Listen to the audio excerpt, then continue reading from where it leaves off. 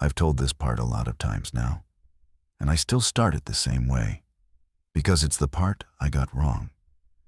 We survived because we stopped. That's the short version. My kids are alive because at some point during the worst drive of my life, my wife told me to pull off a county road into an airport that wasn't even open. And I did it against everything I believed about what a father was supposed to do. And the hard thing to admit, the thing that took me a long time to say out loud, is that stopping felt like giving up. It felt like the one thing you're not allowed to do.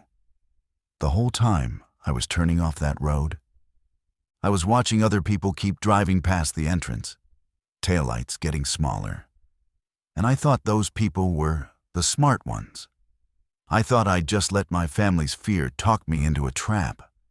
I spent the first hours of that night trying to put distance between us and Bellwether, like distance was a substance you could pour between yourself and death. More miles, more safety. That's how I'd lived for 54 years.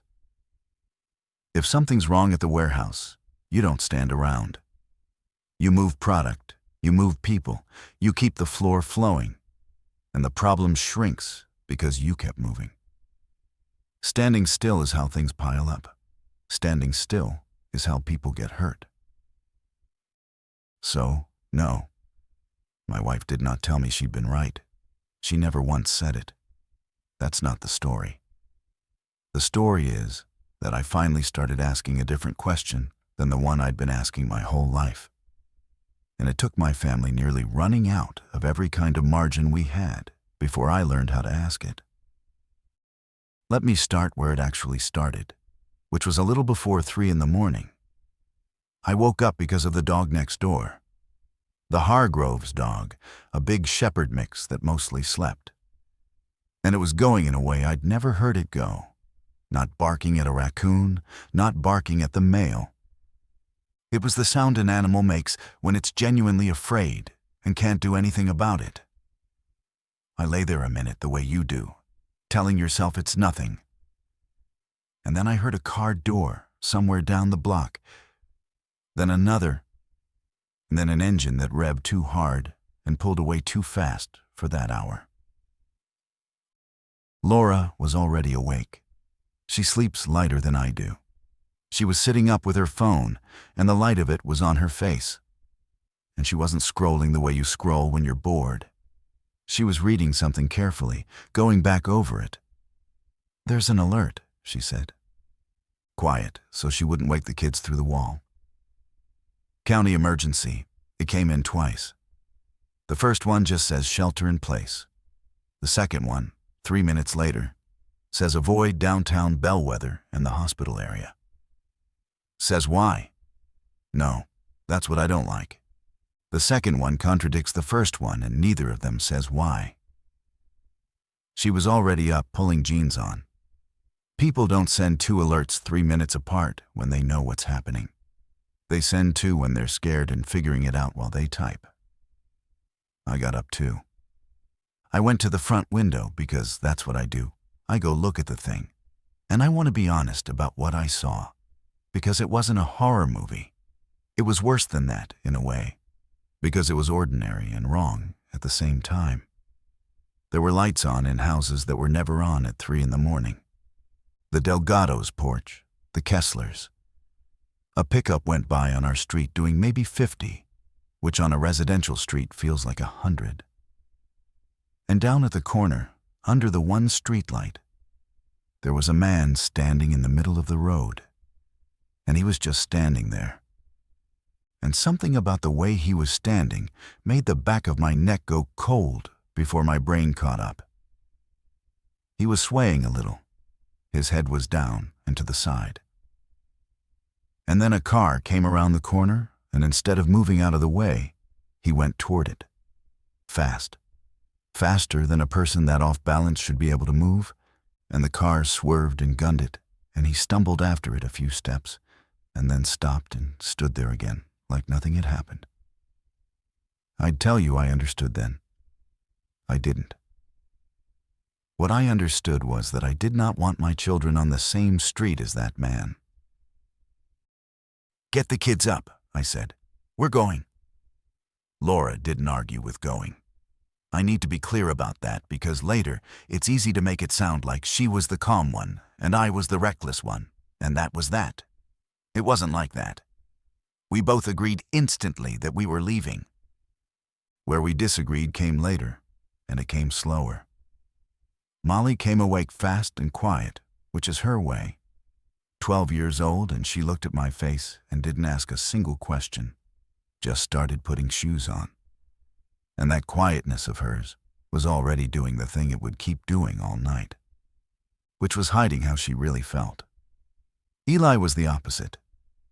8 years old and dead asleep and furious about being moved, crying the confused way little kids cry when they're pulled out of sleep. And Laura had him against her shoulder, murmuring to him while she carried him down the hall. And he was asking the questions, Molly wasn't. Where are we going? Why is it dark?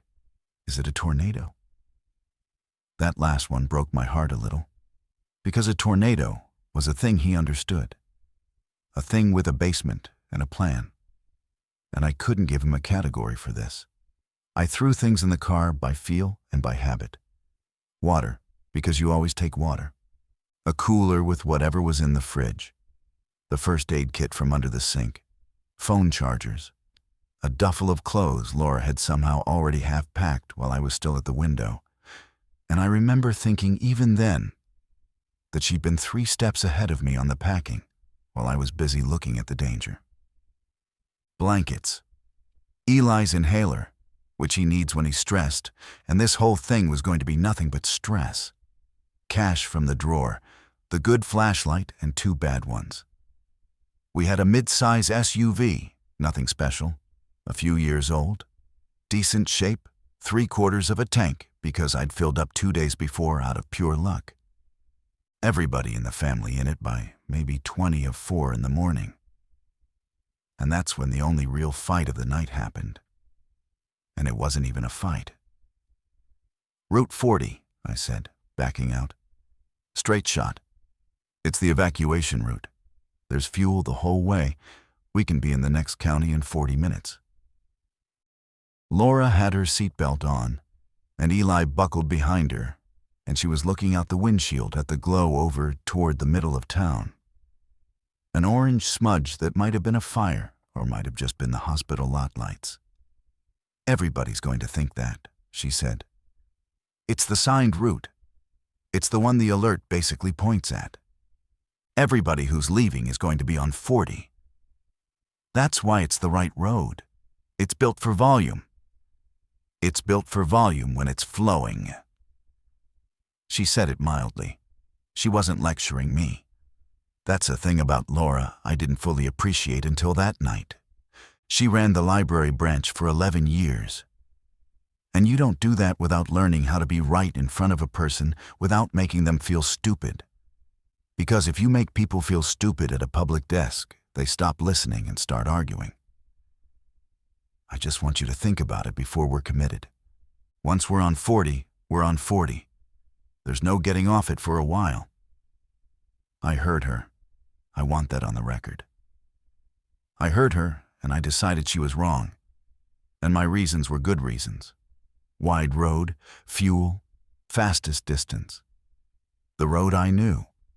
The road the county itself was telling people to take. Every instinct I'd built over 30 years of moving things from one place to another told me the same thing. When in doubt, listen, take the route with capacity and keep the line moving. We'll be fine, I said. We get out ahead of it, we're golden. We were not ahead of it. Nobody was ahead of it. There was no ahead of it, because it wasn't coming from one place. Route 40 was fine for about 4 miles. Then it wasn't. I saw the brake lights first, a river of them going red up ahead where the road dips before the interchange. And my stomach did the thing your stomach does on the highway when you realize the flow has stopped and you're going to be part of the stopping. I slowed. We crept. People were doing what people do, which is worse than nothing. Somebody had put two wheels up on the shoulder and was riding it. And then somebody else did. And then the shoulder was its own jammed lane, and there was no shoulder anymore for anything. Up ahead I could see a big fifth-wheel travel trailer canted at an angle where whoever was towing it had misjudged a merge, and now it was a wall. People were getting out of cars. That was the thing that turned my blood cold, the doors opening, people standing in the road between the cars trying to see forward, because you don't get out of your car on a highway unless the plan has already failed. And then, between the stopped cars, up where the trailer was, I saw movement that wasn't people movement. 2, maybe 3 shapes, moving between the vehicles the wrong way, against the flow. And one of them went at a car window, and the window went down, or was down. And there was a sound from inside the car, a short, high sound. And doors started opening faster, all up the line. I didn't watch any more of it. I'm not a hero, and I've never once wished I'd stopped to help in that particular moment. Because there was nothing to do there but die with the strangers. We were maybe 6 cars deep into the compression, not fully boxed in yet, with a break in the median coming up on the left. Dan, Laura said. Just my name, not panic. She'd already seen the median break too, and she was telling me it was there without telling me what to do with it. I cut left across the median. It was rough. The SUV bottomed once.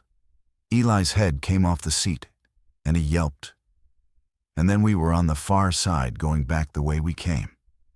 Back toward Bellwether, which felt insane, driving toward the town we were fleeing. But there was almost nobody in that direction. Everybody sane was pointed out.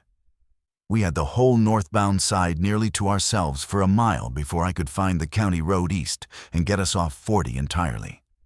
Laura didn't say I told you so. I've thought about that a lot since. She had every right, and it would have been a small human thing to do. And she didn't do it. What she did was turn around and check on Eli and get him breathing right again. And then she said, "Okay, County 9 goes east, and then there's the old grain road that cuts down toward the reservoir. Fewer people know it. We can figure out the rest once we're not sitting still." That's the whole disagreement. That's it. I made a reasonable call. It was the wrong call. We got out before it cost us anything except the head start. And my wife pointed us at the next usable thing instead of making me feel it. I'd love to tell you I learned my lesson right there. I didn't. Because we did get out. And getting out felt like proof that moving worked. All I took from Route 40 was pick better roads, when the real lesson was something else entirely. Something I wouldn't get for hours. What followed was the long gray middle of that night. And it's the part people don't ask about because nothing dramatic happens in it. And that's exactly why it nearly killed us. We drove. I drove. I drove east on County 9 and then south and then east again, taking the roads that stayed empty, feeling clever every time we passed an intersection where I could see headlights jammed up on some bigger route and we just slid past on the small one. The sky started going from black to that dirty pre-dawn gray. And here's what was happening that I wasn't tracking, because I was tracking other things. I was watching the fuel gauge. It had been 3/4. Then it was over half. Then it was under half. And I started doing the math I always do, miles per gallon times gallons left. And I didn't like the answer, because there was no destination to plug into the equation. We weren't driving to a place. We were driving away from a place. And away from a place has no distance. It just keeps going. And every mile cost fuel toward an X I couldn't name. I was watching the road conditions, which was open, which was blocked, where the pavement went to gravel. I was watching once the temperature gauge, because I'd taken us down a genuinely bad stretch. There was a farm access road I cut across to skip a spot where I could see trouble at a crossroads ahead. And it was rutted and washboarded, and there was standing water in one low place from the rain we'd had. And I hit it too fast because I wanted through it. And something banged up under the front of the car harder than I liked. Nothing seemed wrong after. The car kept going. I filed it away and forgot it, which was a mistake I'd pay for. That's what I was watching. Fuel, road, engine. Numbers and machines. The things a warehouse man watches. Here's what my wife was watching. Somewhere around 5 in the morning, I said something to Molly. Some dumb dad thing. "Hey, Moll, you doing okay back there?" And she said, "I'm fine," in a small voice. And I said, "Good," and kept driving. Laura turned around and looked at Molly for a long time, longer than my glance in the mirror. Then she faced front, and after a minute, she said quietly, just to me, "Molly stopped complaining about 40 minutes ago." That's good, right? She's settled. Dan. Molly complains when she's okay. When she goes quiet, she's scared, and she's trying not to add to it. She let that sit. And Eli's asleep again. He was asleep at the last stoplight, too. He doesn't sleep like that. He's not tired sleeping. He's shutting down sleeping. I didn't fully know what to do with that. It didn't fit on any of my gauges. You can't refuel a scared, quiet 12-year-old. You can't top off an 8-year-old who's gone somewhere in his head to get away from the noise.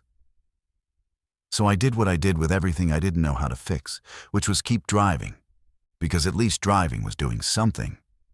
I'll stop here for just a second, because I've been telling this story for a while now, out loud, into the dark, the way you do when you can't sleep, and you want to make some sense of the worst thing that ever happened to you.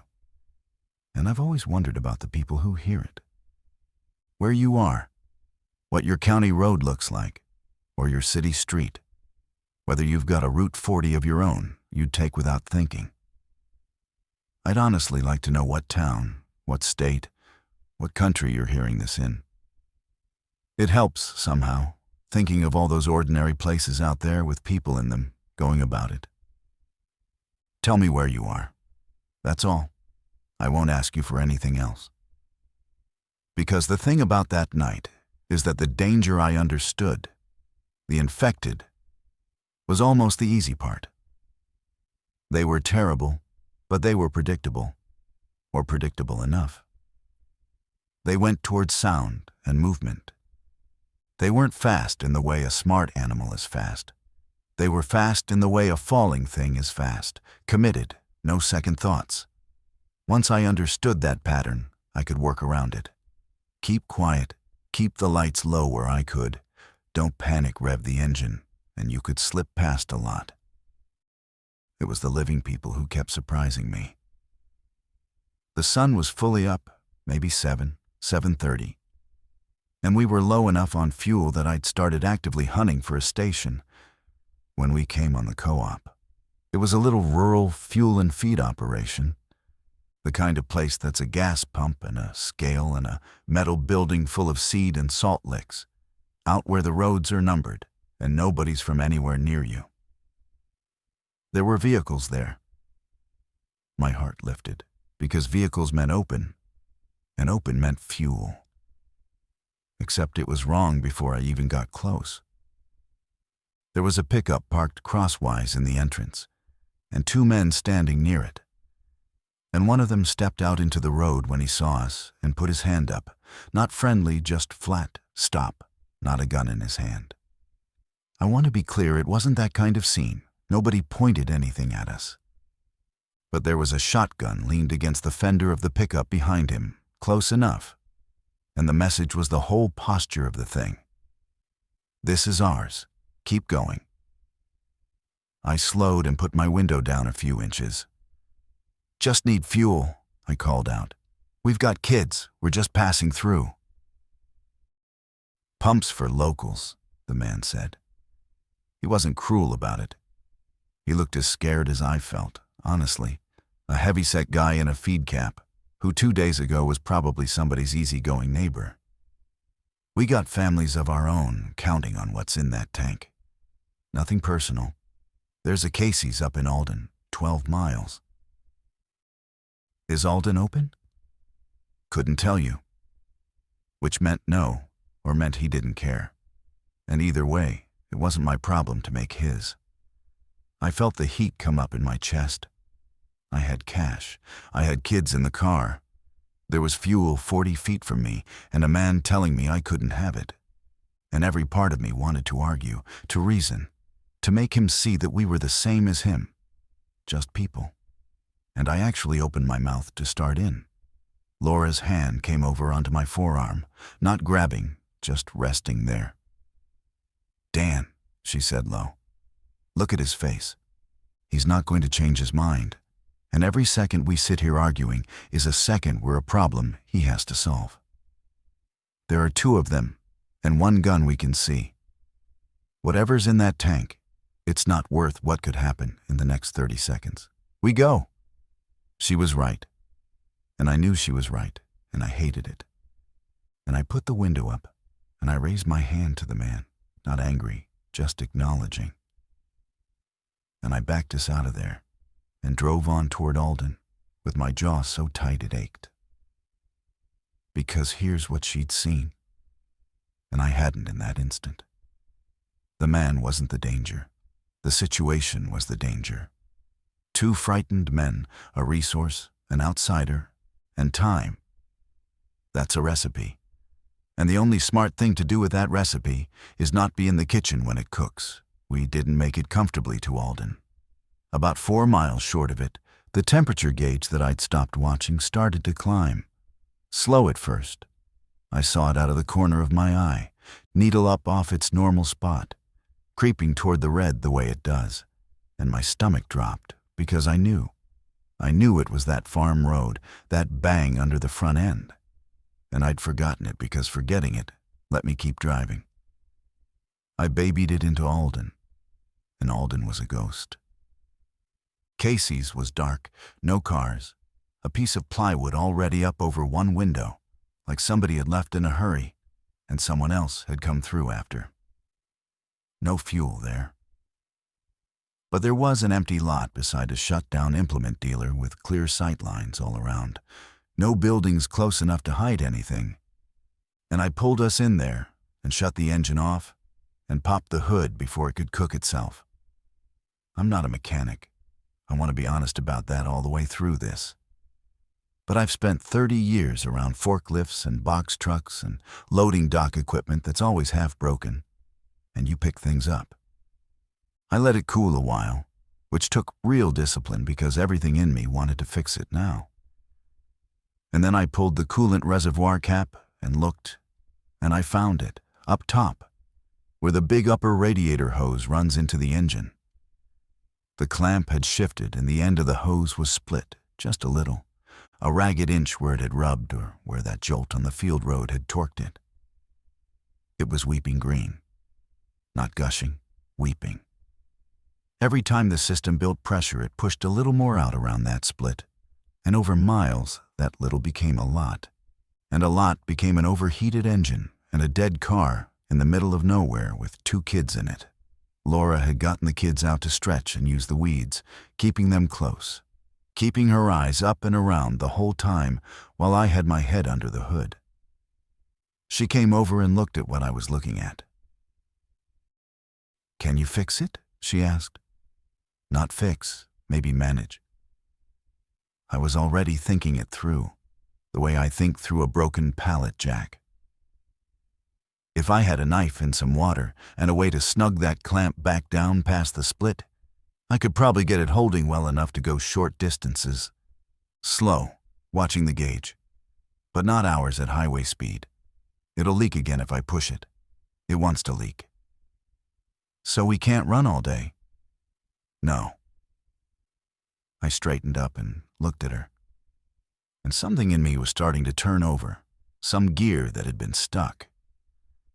We can't run all day. Even if I patch it, this car's got a limit on it now. Every hard mile costs us this hose." She nodded slowly. She didn't say anything smart. She just filed it, the way she files everything. And I could see her adding it to a list she was keeping that was different from my list. My list said, "Get fuel, patch hose, keep moving." Her list was starting to say something I hadn't let myself hear yet. We got back in, and I drove slow and gentle, gauge steady in the safe range as long as I didn't ask anything of the engine. And about 6 miles on, we came over a low rise, and I saw the sign. It was a county sign, faded blue, the little airplane silhouette on it, and it said Hawthorne County Municipal Airport, with an arrow pointing right down a paved county road. And under it, a smaller sign, newer, orange, that said something about the field being closed and giving a NOTAM number, which is the aviation way of saying, "Don't land here. We're tearing up the runway." I knew the place, vaguely.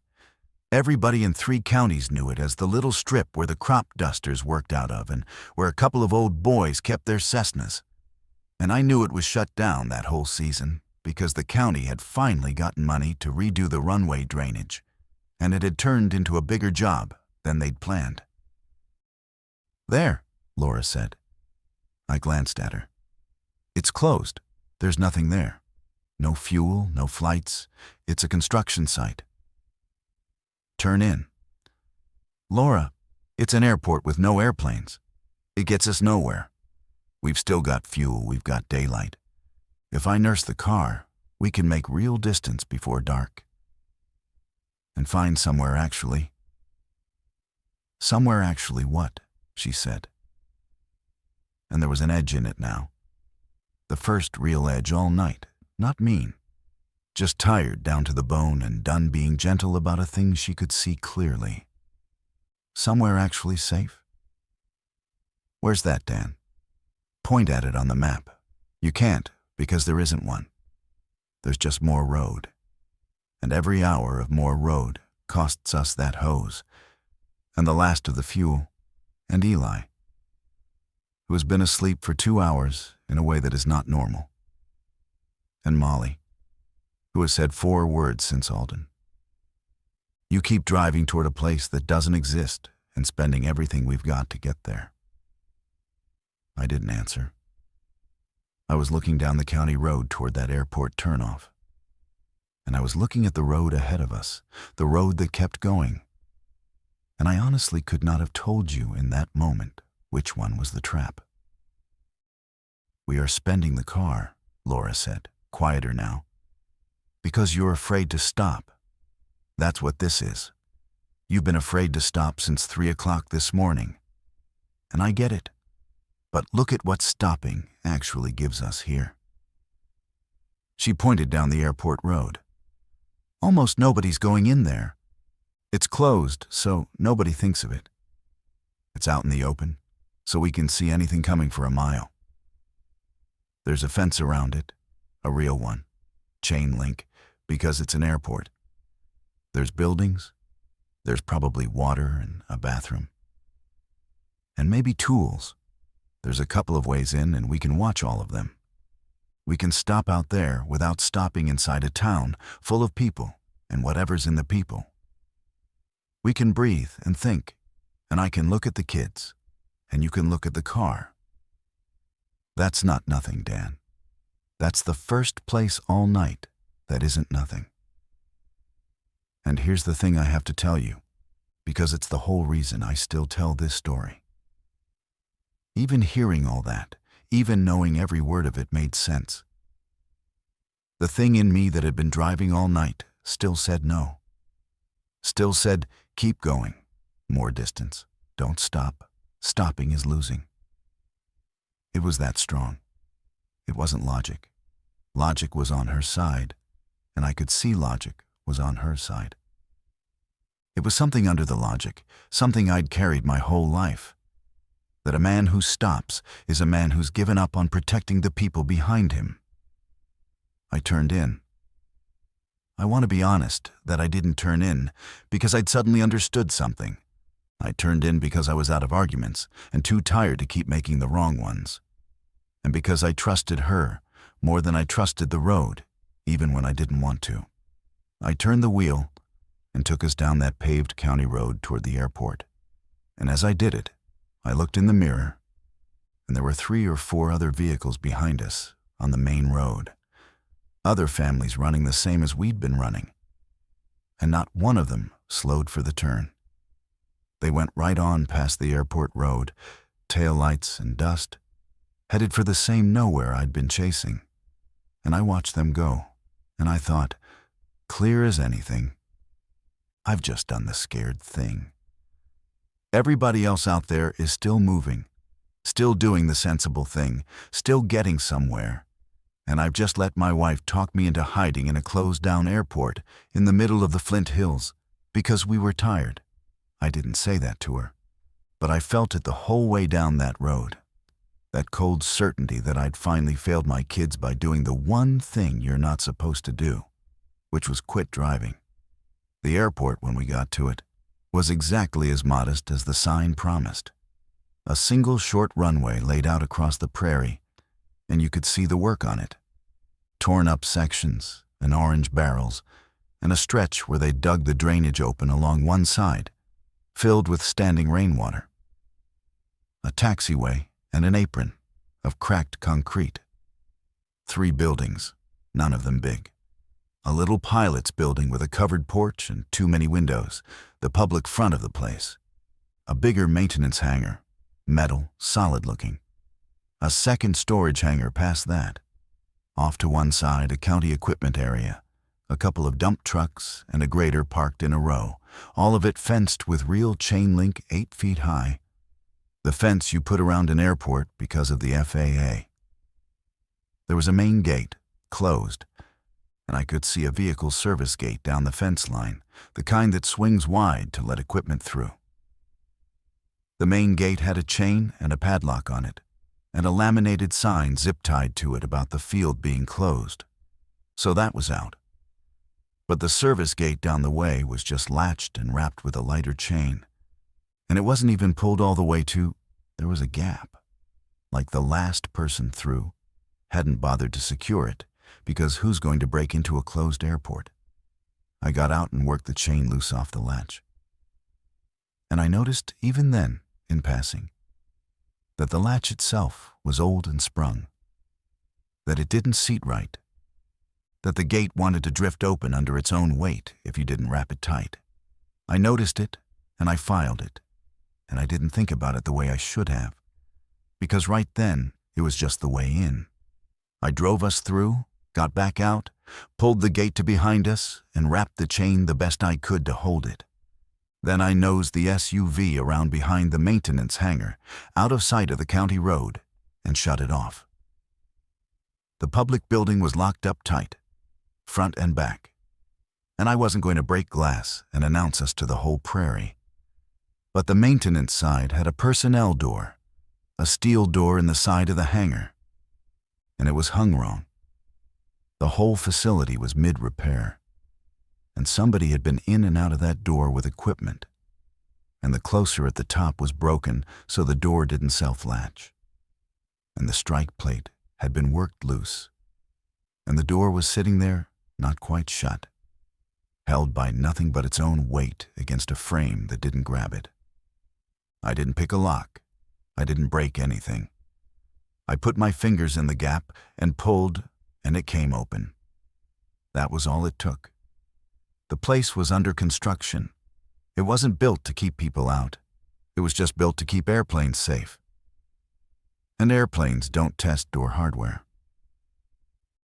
Inside it was dim and cool and smelled like concrete and oil and old coffee. And it was, God help me, the safest I'd felt since the Hargroves dog woke me up. We brought the kids in. Eli half woke and I carried him. And he was heavier than 8-year-old heavy, that dead sleep weight. And I laid him down on a stack of moving blankets Laura found. And he never even fully came up, just curled and went right back under. Molly walked in on her own feet, looking around, taking it in the way she takes everything in. and she found a rolling office chair and sat in it and pulled her knees up and got very small. And then Laura and I did the thing we do, which I didn't have a name for yet, but which I'd come to understand was us finally working instead of us competing. She inventoried. She's a branch manager. She knows how to walk into a space and figure out what's actually in it versus what people think is in it. There was a bathroom that worked, water still on, which meant the county hadn't cut utilities to the field even though it was closed. There was a utility sink in the shop. There was a vending machine in the little break area with a screwdriver's worth of chips and candy, and more importantly, an inventory of exactly how little food this place held, which was almost none. A coffee setup, a first aid box on the wall that actually had things in it because it was a workplace, and OSHA makes you. Emergency blankets, a rack of canvas work coveralls, a shelf of maps, county maps, and aeronautical charts, the kind with all the terrain and the roads, and a weather receiver, an aviation thing, plus an old handheld emergency radio and a charger that still had a light on it. There was a small generator out back, chained, with a few gallons of fuel near it, not much. No food cache, no guns, no miracle. Just a working, modest, half-torn-up little county airport that nobody was thinking about, which turned out to be the whole point. While she did that, I read the building. That's my thing, the way inventory's her thing. I don't see stuff, I see flow. I walked the whole property inside the fence, and I looked at it the way I look at a warehouse floor on a morning when something's gone wrong. Where can things come in? Where do they bottleneck? Where's the space you fall back to? Where's the glass and where's the steel? And a couple of things became clear fast. The pretty little pilot's building was a bad place to be. All those windows, all that exposure. You'd never see a threat until it was on you, and then it'd be through the glass. The maintenance hangar was the strong place. Steel skin, the one solid personnel door, high windows you couldn't reach, big roll-up doors that were chained down from the inside, tools, room, and a back corner shop office with a second door you could close behind you if you had to fall back. I came back in and I said to Laura, "We sleep in here, not the front building, this side. And we keep the water and the kit and everything worth having in the back office, one place, so we're not running all over the property for it." And she looked at what I'd walked and she nodded and said, "Yeah, that's right. And put the car where we can get to it fast, but nobody on the road can see it, which you already did." And that was it. No debate. She'd found what we had, and I'd figured out how to hold it, and neither one of us had to win. That was the first time all night the two of us made a decision together, instead of one of us making a decision and the other one managing it. I noticed it. I didn't say anything about it, but I noticed. While the light was still good, I fixed the hose the way I'd said I might. I found a utility knife, and I trimmed the split, ragged end of the upper hose back to clean rubber, just enough. And I reseated it deeper onto its fitting, and worked the clamp down past where the split had been, and snugged it hard. Then I topped the coolant off from a jug of water from the utility sink because there wasn't proper coolant, and water would do for what little I intended to ask of that engine. It wasn't a repair a real mechanic would sign off on. It was a repair a warehouse guy makes to get a broken thing across the floor one more time. It would hold for short, slow trips. It would not hold for another all-night run. I knew that, and I made myself say it to Laura plainly instead of pretending we were whole again, because she needed the real number, not the comfortable one. "It'll move us in a pinch," I told her. "Short and slow, not far and not hard. If we have to run all night again, this hose is going to let go somewhere with no shoulder." She took that in. Then she said, and I remember exactly how she said it, careful, choosing the word, So this place isn't safe, but it's better. It's workable. For now. She would not say safe about it. Not once, that whole first day, no matter how quiet it got. And that turned out to be the wisest thing anybody said the entire time we were there. The middle of that day was the strangest piece of my life. Eli slept for nearly 5 hours straight. 5 hours. He woke up finally and he was hungry, which was good. Hungry meant the shutting down thing had passed, and Laura split a bag of vending chips and half a candy bar between the kids like it was a real meal, making it a small ceremony. And Eli asked if this was where we lived now, and Laura said no. This was where we were resting, which was exactly the right true answer. And it was during that quiet that Molly told me the thing I've never gotten over. She'd come and stood next to me while I was folding the aeronautical charts back up. She's 12. She doesn't lead with the important thing. She circles it. She talked about the airplanes that weren't there, and whether the crop dusters were scary to fly, and whether we'd get to see one. And then, not looking at me, looking at the chart, she said, "Back in the car, when you asked if I was okay, I wasn't okay. I was really scared and I was really tired. But I didn't say anything because I didn't want to make it worse. You seemed like you needed everybody to be fine, so you could keep driving. So I said I was fine. I want to tell you I said something wise. I didn't. I put the chart down, and I got low, so I was her height. And I said, you never have to be fine for me, not ever. If you're scared, you tell me you're scared, and I'll still drive, I promise. But you tell me." And she nodded and didn't cry, and went back to her office chair. And I stood there in that dim hangar and felt the floor drop out of me. Because there it was. I'd spent the whole night watching the fuel and the road and the engine, and I'd have sworn I was doing it for them. And the whole time, without ever raising my voice, without ever once being cruel, I had made the inside of that car into a place where my 12-year-old daughter didn't feel safe telling me she was tired. My urgency had become the weather in that car. And Laura had been watching that weather the entire night, watching Molly go quiet and Eli go under, tracking a kind of fuel I didn't even have a gauge for. And she'd been telling me the whole time in the only language I could sort of hear. And I hadn't really heard it until my own kid said it plain. I didn't announce any of this. I just went back to work, the way you do. But something had shifted in me that couldn't shift back. The afternoon wore on, and the light went gold, and then long and orange across the runway. And for a while, I let myself believe we'd bought a real thing here. A night of rest, a chance to think, a place to be a family instead of a convoy of one. The infected we'd seen felt far off. The road out front stayed empty.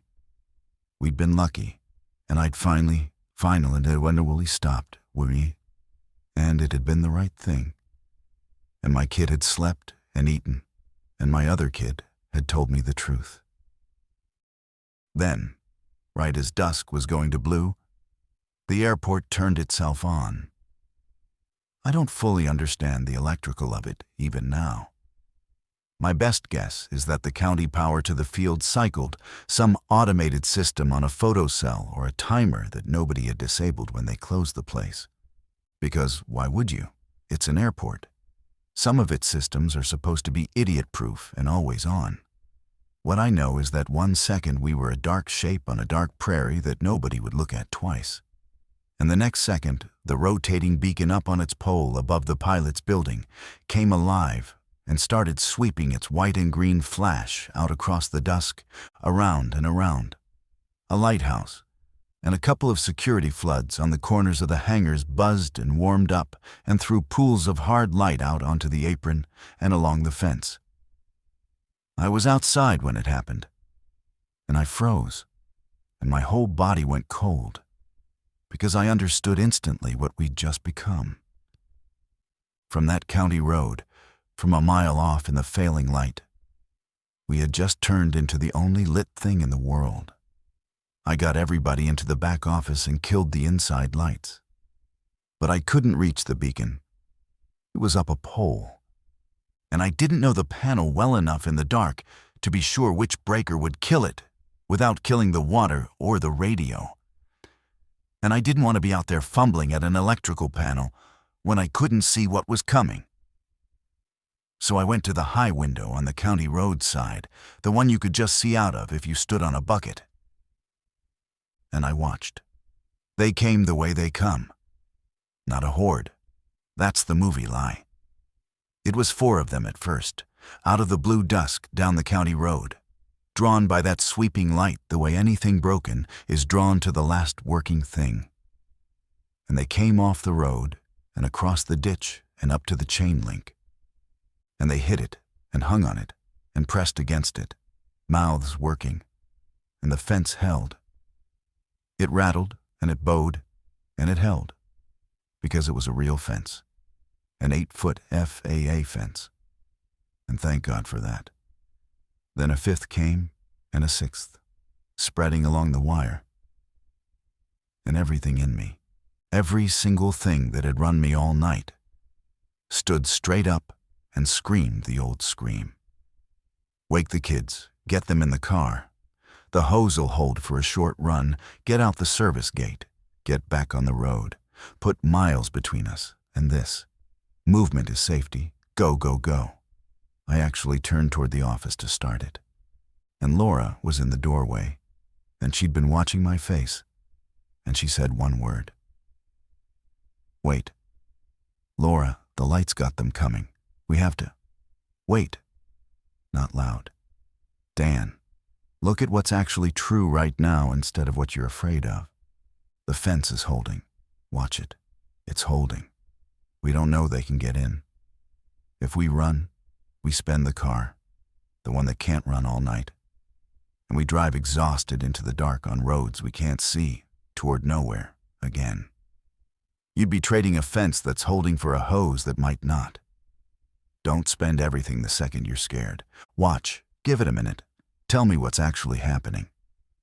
And here's the part I'm proudest of in the whole night, and it's such a small thing, it's almost nothing. I didn't go start the car. I made myself stand at that window and do the thing she'd been trying to teach me since 3 a.m, which was watch before I moved. I put my hands flat on the sill, and I made myself count them and track them and see what they actually did instead of what my fear said they'd do. The fence held. She was right about the fence. 6 of them on it now, pressed and clawing. And it bowed and rattled and it held. And I felt the first thin thread of belief that maybe stopping hadn't trapped us, that maybe we could make this place work, that we had walls and wire and open ground and time. And that's exactly when I saw the other thing. One of them, off to the right end of the pack, had lost interest in the stretch of fence in front of it, and had started working along the wire, dragging a hand on it, following it the way they follow anything continuous. And it was moving down the fence line toward the corner, toward where the fence turned and ran back to the vehicle service gate. The gate I'd come through. The gate with the chain I'd wrapped as best I could around a latch that was old and sprung and didn't seat right. A latch I'd noticed hours ago and filed away and hadn't fixed because right then it had just been the way in. I watched that one reach the gate and press against it, and the gate moved.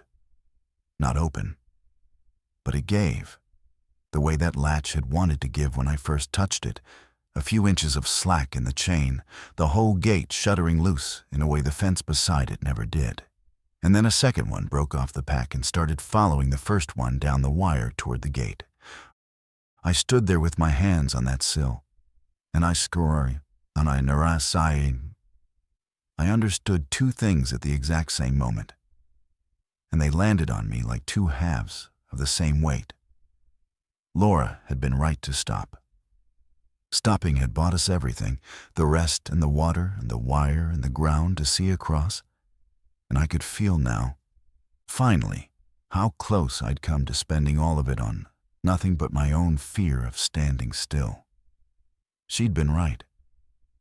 And stopping had made us into something we hadn't been out on that road. Out there, we'd had nothing but the car and the next mile. And there'd been nothing to defend but our own moving skins. In here we had a place. We had water and walls and sleeping kids and 5 hours of Eli breathing easy. And all of that was worth something now, which meant all of it could be lost, which meant for the first time all night we had something to hold.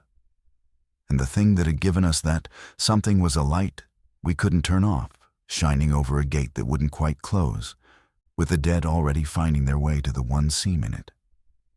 I turned from the window, and Laura was looking at me. And I could see she'd seen the gate too, or seen it in my face. And neither one of us said the obvious thing. The choice was right there in the room with us, as plain as the beacon sweeping past the high window every few seconds, throwing its pale light across the kids asleep on the moving blankets and across the maps and the water we'd been so glad to find. Run again, on a car that couldn't run, or stay and make this place hold, starting with a gate I'd already known was broken and let myself forget. The choice was in the room, and I made myself not decide it in the first 10 seconds, which for me is a kind of physical effort, like holding your breath. I stood at that high window with the beacon sweeping past, and I did the thing I'm actually good at. The thing I'd been doing wrong all night by pointing it only at gauges. I looked at the property the way I look at a floor when a truck's late and a lane's blocked, and I've got 40 minutes to fix a 2-hour problem. Not what am I afraid of? What is actually in front of me, and what can I move? The light was the problem. Everything came back to the light. Kill the light, and I killed the thing that was calling them across a mile of dark prairie. So before anything else, before the gate, before any of it, I had to find the panel. And I had to understand it well enough not to shut off the water or the radio when I threw a breaker. Because I was not going to trade one bad thing for another out of hurry. That was the new rule I was making for myself on the spot. Move, yes, but know what the move costs before you make it. I need light for 2 minutes so I don't spend an hour, I told Laura. The good flashlight. Point it where I point, keep it low and off the windows. The main panel was in the shop. Gray steel door, and thank God it was a workplace panel, which means somebody with a labeler had gone through it at some point, the way somebody always does. Half the labels were faded, but they were there. Hangar Recep, Shop LTS, Water HTR, and down near the bottom, 2 I cared about. Beacon, an apron / SECLTS. There was a separate small sub-panel that fed the pilot building I left alone entirely. I put my hand on the beacon breaker, and I made myself think one more second. Because I'd been the man all night who acted first and thought after. And I wasn't going to be him at an electrical panel in the dark. If the beacon was on an automated photo cell like I suspected, throwing the breaker would kill it, and it'd stay killed until somebody restored it, which nobody was going to. Good. The security floods, same. The water heater I'd leave, it drew nothing sitting there. The receptacle circuit that fed the radio charger and the office, leave it. We needed that. And it lit nothing outside. I threw the beacon breaker first. Through the high window, the sweeping flash stopped, mid-arc. Gone. Then the apron and security floods, and the hard pools of light out on the concrete died. And the whole world outside the window dropped back down into that deep prairie blue-black. The kind of dark you only get out here where there's nothing for miles. Off, Laura said quietly from the window. She'd gone back to it the second I moved to the panel. That was the division that was forming between us without either of us naming it. I dealt with the thing. She watched the effect of the thing on the ones outside. They're still there, all of them. They didn't leave when it went dark. They won't, not right away. I came back to the window. My eyes took a minute to find them again in the dark. And there they were, still hung on the wire, still pressing, because they'd already found us, and dark doesn't erase a target, it just stops advertising for new ones. But nobody knew's gonna come now. That light was a sign that said, "Here we are, come look." Signs down. What's already on the fence is our problem to handle. What's a mile off on the road? That light was going to keep pulling in all night. Now it won't. How long till the ones here lose interest? I don't know. Depends if we give them a reason to stay. Which meant the gate. Which meant sound and movement, the two things they tracked. I looked down the fence line toward the corner where the first one had found the service gate. And it was hard to see now with the floods dead, just shapes. But I could tell the gate was still shuddering, still taking pressure, that old sprung latch giving its few inches over and over. Molly had come up beside me without me noticing. She's like that. "There's one at the gate and one almost to it," she said, low, matter of fact. And she wasn't wrong. She'd counted them in the dark faster than I had. "And 4 still on the long fence." "You keep that count for me," I told her. And I meant it. It wasn't a job I was inventing to make her feel useful. I needed a second set of eyes on numbers so I could put my hands on the gate. "You stand right here. You keep your voice quiet. And any time the count changes, you tell me. That's a real job, and it's yours." She nodded and set her feet like she was settling in for a shift. The gate. I went out to it the way you approach a machine that's about to fail, slow, no wasted noise, no light, letting my eyes do the work. I'd wrapped that chain best I could when we came in, but the latch it wrapped around was the whole problem. Sprung and lazy so the gate never seated square. And now with a body throwing its weight against it, every few seconds the chain had walked itself loose, and the gate had that ugly few inches of give that a hand could get through, and then an arm, and then everything. I couldn't fix the latch. Not in the dark, not with what I had. But I didn't need to fix the latch. That was the thing I understood standing there. And it was pure warehouse thinking, not engineering. You don't always repair the broken thing. Sometimes you just make it so the broken thing can't move. A blocked pallet doesn't have to be a good pallet. It just has to not roll. The county equipment area was inside the fence with us, and that was the whole answer. There was a grader and 2 dump trucks, and closer, a couple of things I could actually move by hand. A heavy maintenance cart on casters loaded with drums, and a stack of yellow wheel chocks the size of small doorstops, the kind they put behind aircraft wheels, and a coil of tow strap hung on a nail in the hangar, and lengths of steel pipe in a rack that were probably fence posts or conduit. I didn't need to build anything clever. I needed weight against that gate, and I needed the gate unable to swing. I chocked it first. Drove 2 of those heavy yellow chocks in tight against the base of the gate on the inside, under the bottom rail.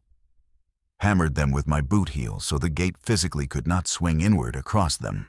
Then I ran 2 lengths of the steel pipe through the chain link, threading them through the diamonds of the mesh across the gap between the gate and the fixed fence post, so the gate and the post were pinned together by rigid steel in 2 places, high and low, not just by a chain that could walk loose. Then I took the tow strap, and I ran it from the gate frame back around the frame of the parked maintenance cart, and I cranked it down, hand tight, and cinched it. So now even if something got the chocks loose, the whole gate was tied to a 400-pound cart full of drums. It took me maybe 20 minutes in the dark, working by feel, stopping every time one of the things at the gate lunged, so I wasn't putting my hands where a mouth could reach through the wire. And the whole time, I was aware of a thing I'd never quite felt before while working. I was doing exactly what I'm good at, moving heavy objects into the right places to control a flow. And it wasn't about being fast. It was about being right. For 30 years, I'd told myself the value of a man on a warehouse floor was how fast he cleared the problem. Standing at that gate, I understood the value was whether the problem stayed cleared. And those aren't the same thing at all. When I stepped back, the gate didn't move under pressure anymore. The thing outside threw itself at it, and the gate shuddered maybe half an inch and stopped against steel and stayed. It wasn't pretty. There's nothing pretty about a farm gate blocked with airplane chocks and conduit and a tow strap tied to a drum cart. But it held, and it was going to keep holding, because I'd stopped trying to fix it and just made it so it couldn't fail in the one direction it wanted to. Inside, Molly had held her count. Still 6, she reported when I came back in. 2 at the gate, 4 spread out. None new. Good work. I meant it. We put the family in the back shop office for the night, the strongest box inside the strong building. The one with the second door I could close behind us. I moved the water and the first aid box, and the flashlights in there, so everything worth having was in one room. And we weren't going to go feeling around a dark hangar for anything. Eli was awake now and quiet scared. And Laura had him against her. And I got down and told him the plainest true thing I could. "There are some sick people outside the fence," I said. "They can't get in. I made the gate strong. Your job is to stay in this room and go back to sleep when you can. And that's the only job you have." "Are they the sick people from home?" he asked. "I don't know, buddy. But they're on the other side of a fence and a gate I fixed, and I'm going to be right here." He thought about that with the seriousness 8-year-olds bring to the things that matter. "Okay," he said, and that was all. And in 20 minutes he was out again, because kids will sleep if you give them a wall and a promise. Laura and I traded the window through the night. 2 hours on, 2 off, though neither of us slept much on the off. And somewhere in the deepest part of it, 3 or 4 in the morning, 24 hours to the minute from the dog next door, I was at the window and I watched 2 of the shapes on the long fence just wander off. No reason I could see. They lost the threat of us, the light was gone. We were making no sound. And whatever thin memory keeps them at a fence when there's nothing new happening ran out. And they drifted back toward the road and were gone into the dark. Then a third, later. By the gray of dawn, there were 3 left, one still worrying the blocked gate that would never open for it. 2 hung listless on the wire. Laura came and stood next to me in that first light and looked at the 3 that were left, then at the blocked gate holding solid, then at the dead beacon on its pole. "You were right about the lights," she said. That was all. She didn't dress it up. She didn't make it a moment. And here's the thing I noticed. The thing I want to be honest about, because it's the whole shape of who I was becoming. Hearing her say it did not feel like winning. I'd have thought it would. All those years, some part of me kept a ledger, kept score, wanted to be the one who'd called it. And standing there with 3 of the dead on my fence and my kids asleep behind a door I'd made strong. Her telling me I was right just felt like information. Useful information. It meant the lights were the answer, and we could stop worrying that part.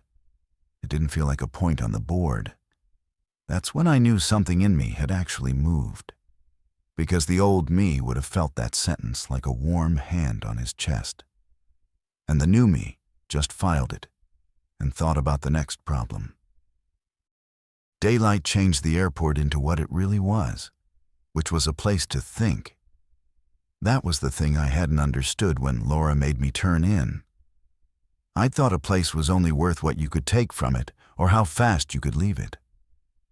But a place gives you time. And time is the one thing we hadn't had since 3 the previous morning. And time is where every good decision comes from.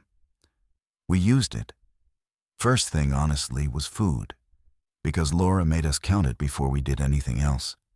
And that was her instinct all the way. Know the real number before you make the plan. We laid it out on the shop bench like an inventory. What was left from home was less than I'd hoped, because we'd packed in the dark, scared, and grabbed comfort more than calories. A box of granola bars mostly eaten, a sleeve of crackers, a jar of peanut butter, which was actually the best thing we had, some string cheese gone slightly warm in the cooler, apples, a bag of pretzels. The vending machine had maybe a dozen items of chips and candy behind glass I'd already worked the front off of. The break area had coffee, sugar, powdered creamer, a half box of stale sugar packets, and a canister of the powdered creamer, which is basically fat and calories if you're desperate. And that was it. No cash, no pallet of freeze-dried anything. A closed county airport under construction doesn't stock a pantry. Laura did the math out loud, flat, no drama. 4 of us. If we eat like we're careful, not like we're comfortable, this is 2 days. Maybe stretch to 3 if the kids' appetites stay down. And they will. Scared kids don't eat. Water we're fine on as long as the county keeps the utility on. And we should fill everything we've got now, in case they don't. She looked up. So this isn't a place we can be for a week, even if nothing outside ever changed. Food decides it before anything else does. Then we fill every container we've got today, I said. And we figure out where we're going while we still have the calories to get there. That was the moment the airport became what it was actually for. Not a fort, a room with a table and a map, where we could stop being a car full of people running and become a family making a decision. I did the car in the morning while the light was good. I'd trimmed and reseated that hose end the evening before, but I hadn't proven it. And proving it mattered. I ran the engine, and I stood there with my hand near the connection, watching the temperature needle climb up into its normal range and hold. And I watched that reseated section. And it wept a little at first as it warmed, and then it stopped. The clamp holding it snug past the split. The maintenance side had a coffee can of assorted clamps, and I found one close enough to the right size, and I doubled it up over the original. 2 clamps now on that spot, snugged down hard. It wasn't a real fix, and I said so to Laura in exactly those words. This is a get-us-somewhere fix, not a fix. It'll do tens of miles if I keep it slow and watch the gauge. It will not do 100 hard. If we point this car at a place, that place needs to be close. How close is safe? Nothing's safe. But 30, 40 miles I'd trust if I baby it. Past that, I'm guessing. And I don't want to guess with the kids in the car. She nodded, and I watched her take that number and set it next to the food number and the fuel number, which was under half a tank. And I could see her building the shape of the thing in her head. The way she builds everything. Laying the known facts flat and refusing to fill the gaps with hope. That old handheld radio in the charger gave us more than I expected, which wasn't much. But out there, anything is a lot. It wasn't a survivor network, nothing so neat as that. It was fragments. The aviation weather receiver just droned its automated loop, wind and altimeter and the field-closed notice, useless and strangely comforting, a machine still doing its job in a world coming apart.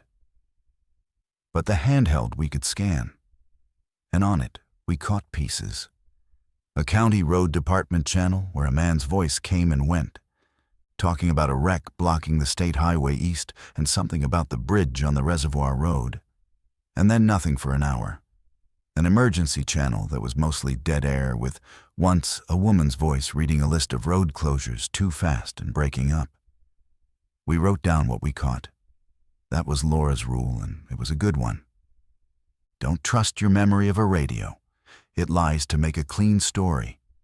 Write the fragment exactly and mark whether you heard it clear or half. And it was during the middle of that first full day, while we were stitching fragments into something like a picture, that the truck came. I saw it from the shop, a pickup coming slow up the county road. And slow was the tell. Everybody who'd gone past yesterday had been fleeing, engines up, taillights, and dust. This one was crawling, hazards not on, but moving like a man who's tired and careful.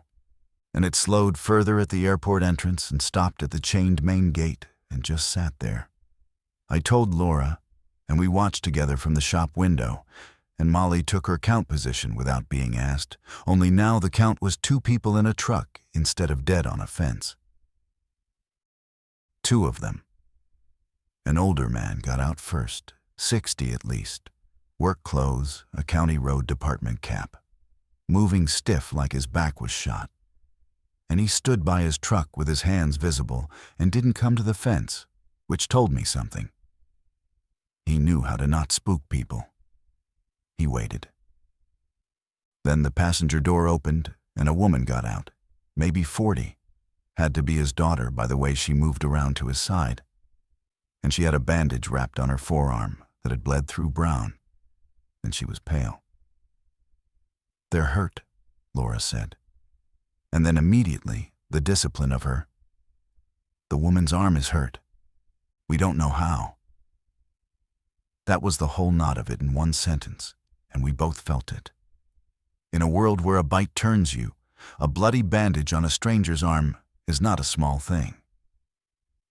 But the man was standing there, patient in a county road cap, at a gate he could see was chained, not rushing us.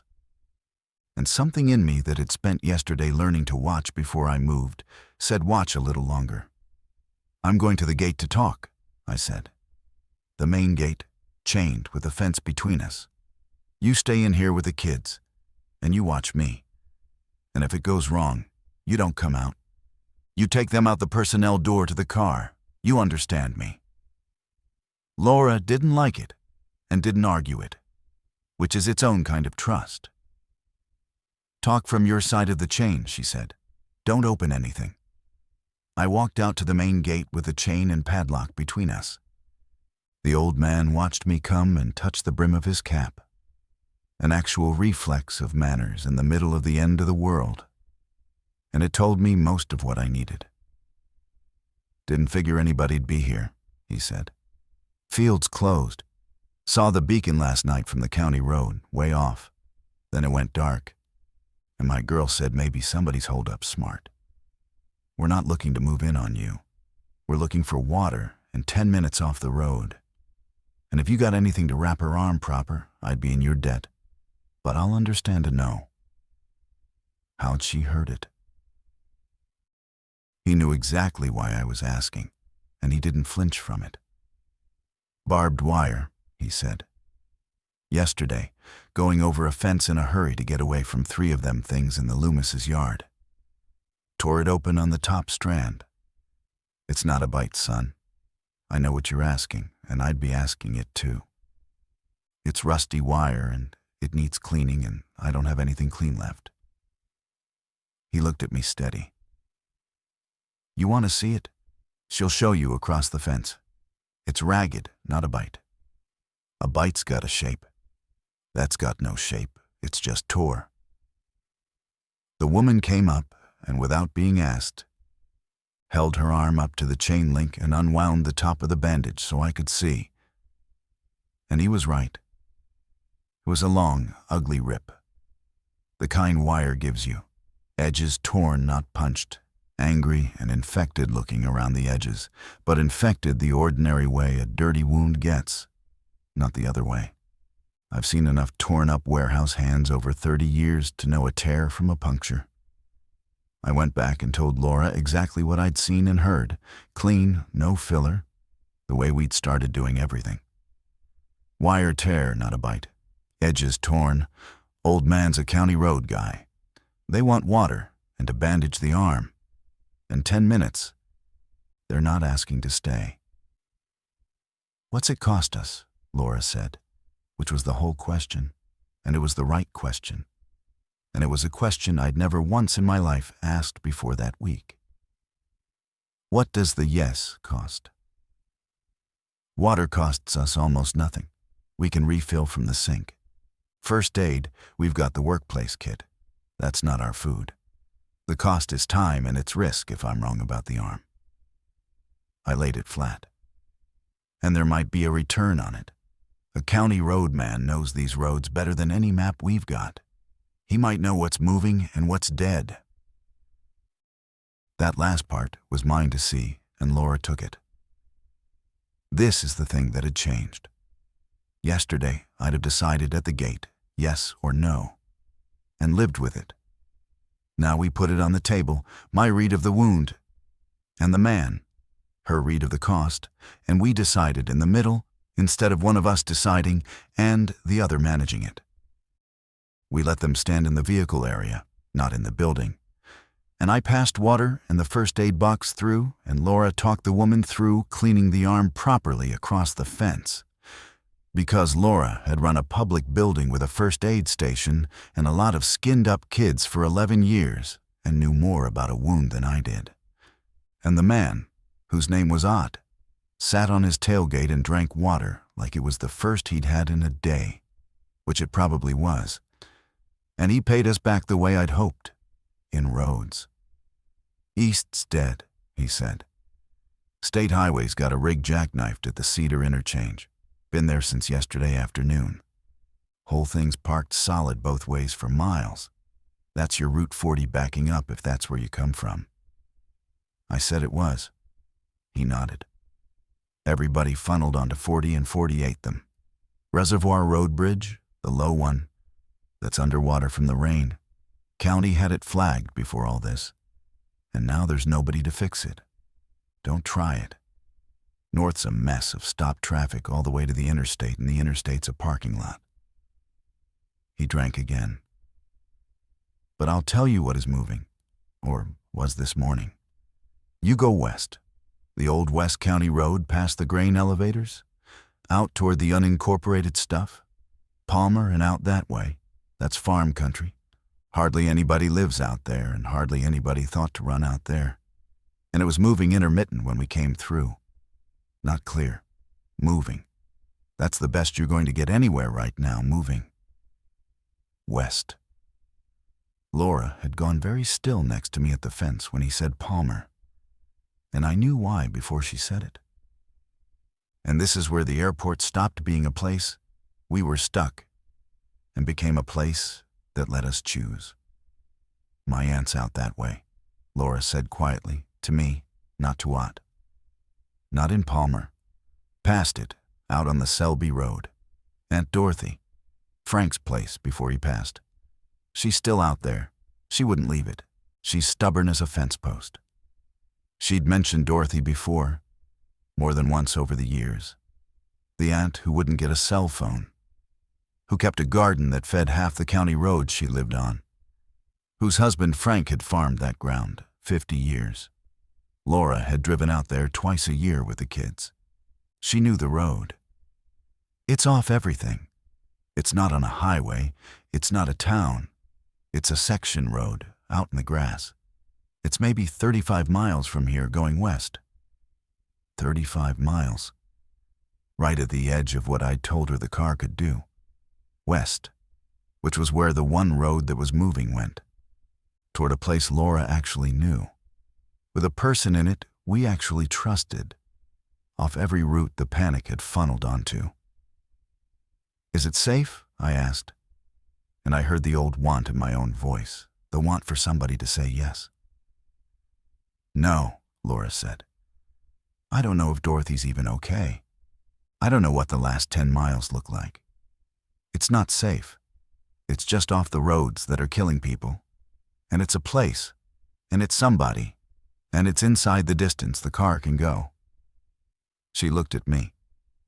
That's not safe. That's better. That's the best thing on the table. We thanked Ott and his daughter, whose name was Anne, and who had color back in her face once the arm was clean and wrapped. And they got back in their truck to keep going, west, same as us. Though they had somewhere different in mind, some cousin's place further out. Before he pulled away, Ott leaned out the window. "You blocked that service gate good," he said, having clocked my chocks and pipe and strap on the way in. "Most folks would have just run a bigger chain. Chain don't stop a gate that don't seat. You stopped it moving. That's the trick of it." And he touched his cap again and drove off. And I stood there absurdly warmed by a stranger noticing I'd solved a problem, right? Which tells you how much of my whole life I'd spent measuring myself by exactly that. Here's where I have to tell the part where the smartest person in my family was almost wrong. Because she was. And because how it went is the whole point of everything I've been telling you. We had a plan by afternoon.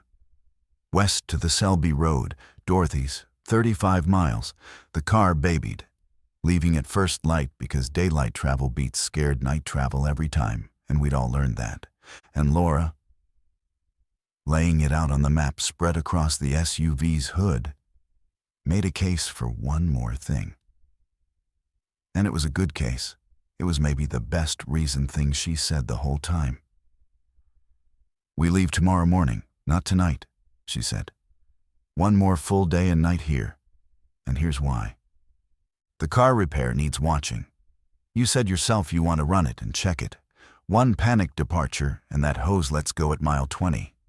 The kids finally slept. Eli slept. We do not want to undo that by dragging them back into the dark. Daylight in the mornings, better than dusk tonight. And we're still catching road fragments on the radio. Another day, and we might know whether the West Road held or clogged like all the others. And I'd rather drive knowing than guessing. The gate's holding. The place is quiet. We can spend the food cost of one more day to leave in good shape instead of leaving ragged. And every piece of that was true. I want to be clear about that, the way I've tried to be clear about everything. She wasn't careless. She wasn't clinging to the airport out of the same fear that had made me cling to the road. Every reason she gave was solid. Watch the repair, protect the kids' sleep, leave in daylight, learn more before committing. I heard all of it, and I nodded. And honestly, I was ready to agree. Because it was reasonable, and because part of me was tired enough to want another night behind a fence I'd made strong. But I'd spent a whole day and night at that window doing the one thing this airport gave me that no road ever had, which was long sight lines and time to watch a pattern instead of just reacting to a moment. And something had been nagging at the edge of me since mid-morning. A warehouse itch. The feeling you get on the floor when the numbers are technically fine, but the shape of the day is wrong. So before I answered her, I went back to Molly's count. The one Molly'd been keeping all day like the job it was. And I lined it up in my head against what my own eyes had logged. And the shape of it stood up and looked at me. At dawn, there'd been 3 on the fence, the leftovers from the beacon. By mid-morning, it was 4.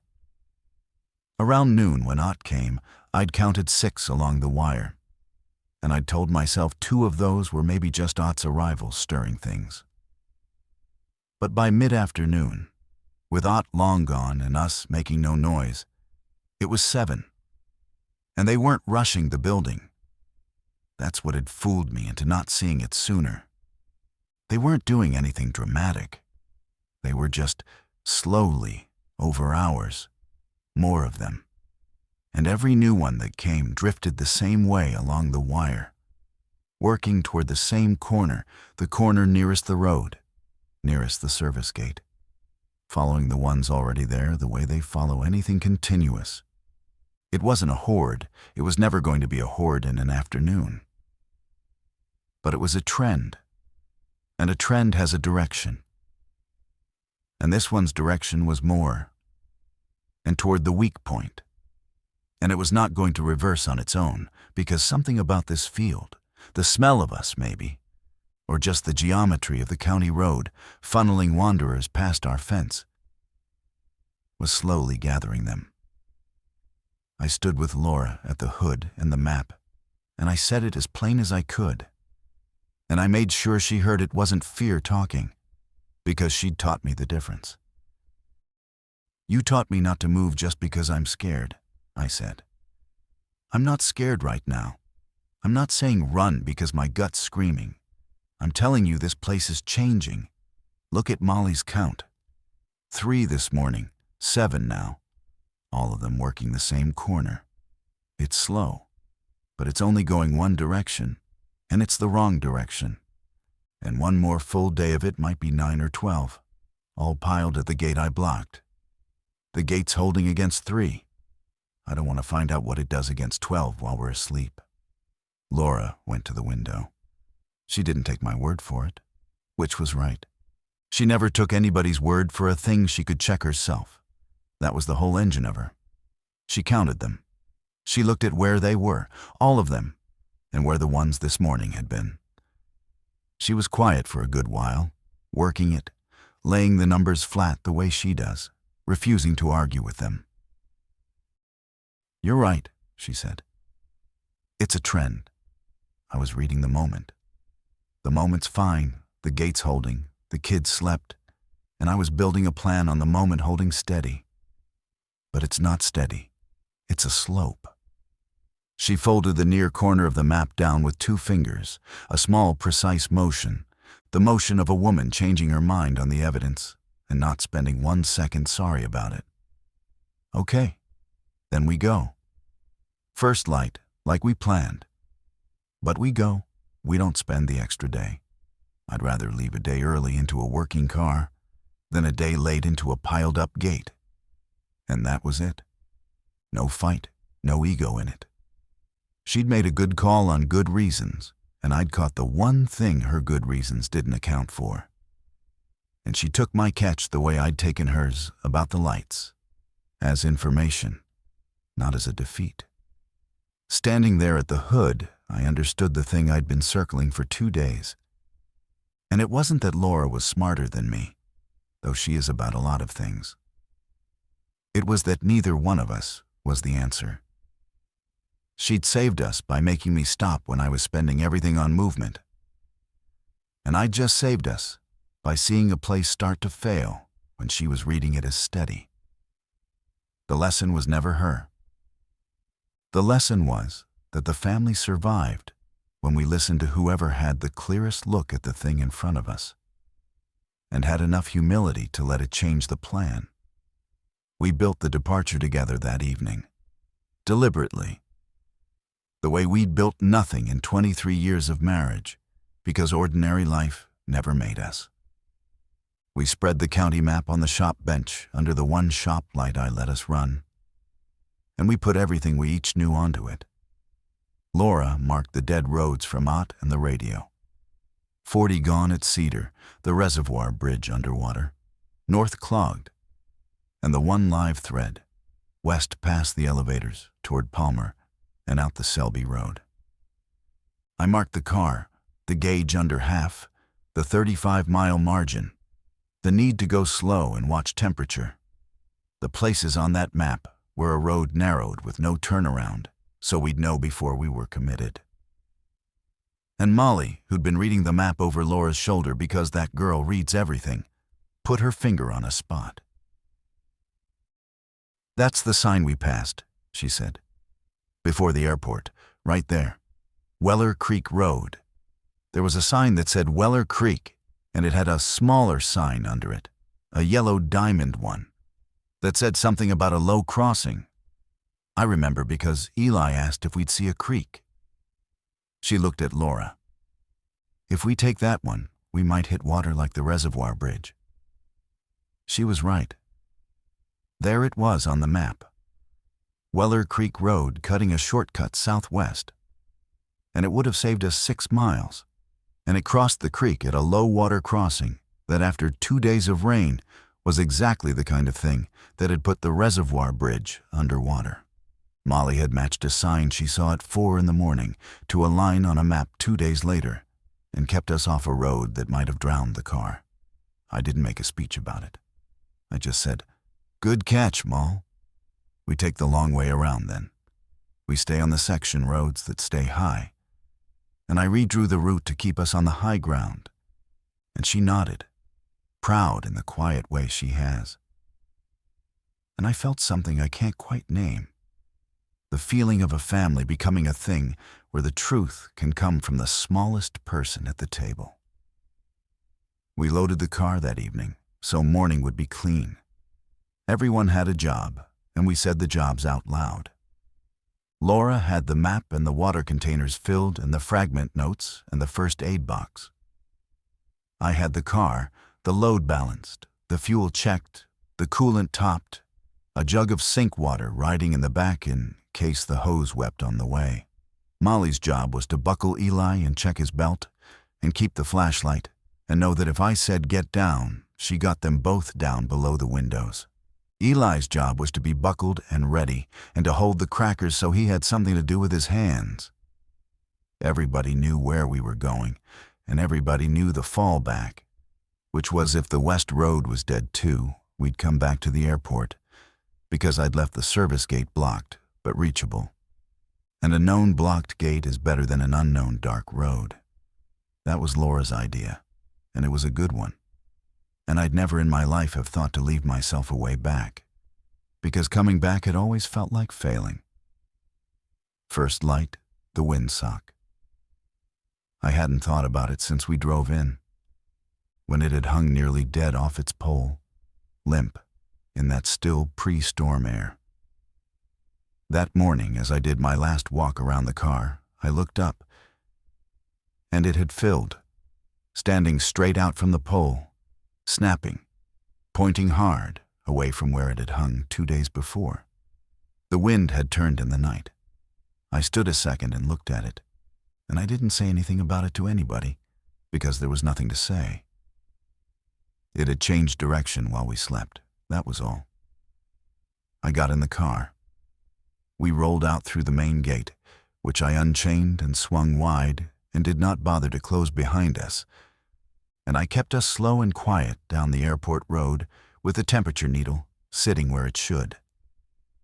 The 3, or by then 5, on the fence stayed on the fence, worrying the wrong corner. And we were past them and gone before they turned, because we made no sound to turn them, and we didn't panic the engine. And that was the whole difference between this leaving and our leaving from Bellwether 2 mornings before. That one had been all noise and speed and fear. This one was a family driving carefully out of a place at the right hour toward a destination we'd chosen with all the information we had, which was still not much, but was more than we'd had, and was ours. Out on the county road, west, the low sun behind us, Eli finally asked the question he'd been holding, in the small, serious voice he uses for the ones that matter. How do we know this is the right road? I opened my mouth, and I felt the old answer rise up in me, whole and ready, the answer I'd given my kids their entire lives, the confident dad answer, because I'm driving and I know where we're going, and everything's going to be fine. The answer that was really just movement dressed up as certainty. I felt it come up, and I stopped it in my throat, because it wasn't true, and I was done saying things that weren't true, to make the car feel calm. Laura answered him before I found a better one. She found it easy, the way she finds the true thing. We don't know it's the right road, honey, she said, turned around to face him. Nobody gets to know that anymore. We just know more than we did yesterday, and yesterday we knew more than the day before. So we're picking the best road we can see from here. And if it turns out wrong, we'll pick again. Eli chewed on that and on a cracker. That's not very sure, he said. No, Laura said. It's not. But sure is what got a lot of people onto Route 40. He accepted that, the way he accepts things once they're honest, and went back to his window. And I drove west into the Flint Hills, with the grass going gold and rolling out flat to the edge of everything. And I want to tell you the road was clear all the way, and Dorothy was fine, and that was the end of it. But I've promised myself all this time to only tell it true. What I can tell you is what happened at the Selby Junction, 20-some miles on, because that's where the story I've been telling you actually finishes, even though our driving didn't. We came to a place where the section road we were on met two others in a bare crossroads out in the grass. No sign worth reading, no houses, nothing but a stop sign somebody'd shot at once, and the wind, and the 3 roads going off into the hills. And Dorothy's place was one of those directions, and I couldn't have told you for certain which. The old me knew which. The old me, 2 days before, would have glanced, picked, and turned, because a man who's driving picks a direction, and a family that's stopped at a crossroads is a family in danger. And any choice made fast is better than any choice made slow.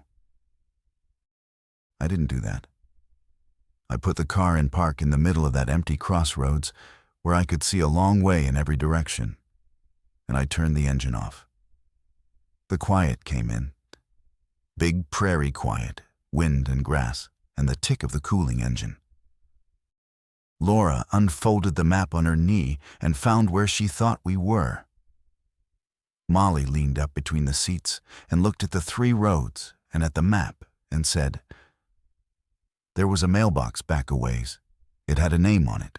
I couldn't read all of it, but it started with an M. And Aunt Dorothy's Road, isn't it the McCallum Road first and then Selby?" And Laura said, "Yes, McCallum, that's the turn before Selby, so we're close. So it's this one." And pointed, but not certain, near certain, which is all any of us had anymore. And I got out of the car. I walked 20 yards up the road she'd pointed at, and I looked at it. The way I'd have walked a lane on the floor before I sent a truck down it.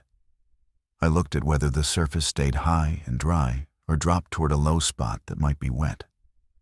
I looked at how far I could see, whether there was a rise ahead that hid what was past it, whether there were any shapes moving in the grass. It was clear, and it was high, and it went straight toward the hills where a place I'd been told about but never seen was supposed to be. I walked back. "It's dry, and it's clear as far as I can see," I said. "Good sight lines. No low crossing. If Molly's right about the mailbox, this is it." We stood there a second, the 4 of us, in the middle of that crossroads with everything we had left in a leaking car. And nobody was the boss of the decision. Laura had the map. Molly had the mailbox. I had the road surface and the sight line. Eli had a cracker and a look on his face that said he trusted us to figure it out. We put what we each had into the middle, and we looked at it together. And then Laura said, "This one," and I said, "Yeah, this one." And it wasn't her deciding and me driving, and it wasn't me deciding and her going along. It was us, finally, picking the road together with everything the 4 of us could see from that exact spot. I got back behind the wheel. That was my job. And I understood at last it was only that. A job. The driving, not the deciding, not the being in charge. Just the useful thing I did well while the people I loved did the useful things they did well. I started the engine and watched the needle come up into the safe range and hold, and I put it in gear. The windsock was miles behind us by then, out of sight, still standing straight out in the changed wind over an empty runway nobody was going to land on. I thought about it once and let it go. I turned us onto the McCallum Road, toward Selby, toward Dorothy's. And I drove my family west into a morning that promised us nothing except that we knew a little more than we had the day before, and that whatever came next, we'd look at it together before we moved.